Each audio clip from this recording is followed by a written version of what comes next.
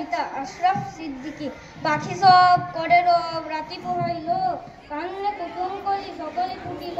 কবেকার পাঠশালায় পড়া মন্ত্রের মতো সেই সুরময় স্মৃতির মধু ভাণ্ডার।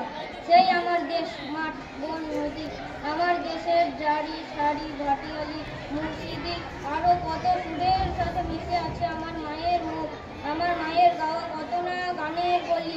বিন্নি ধানের মাঠের ধারে হঠাৎ কয়েকটি গুলির আওয়াজ, কয়েকটি পাখির গান, শেষ না হতেই তারা ঝরে গেল, পড়ে গেল মাটিতে। সেই শোকে কাল বৈশাখী ঝড় উঠল আকাশে, মাঠ কাঁপলো, ঘাট কাঁপলো, বাট কাঁপলো, হাট কাঁপলো, বন কাঁপলো, মন কাঁপলো। ইতিহাস থমকে দাঁড়িয়ে লিখে নিল সব, তাই তো সহস্র পাখির কলকানি আজ দিগন্ত মোটর।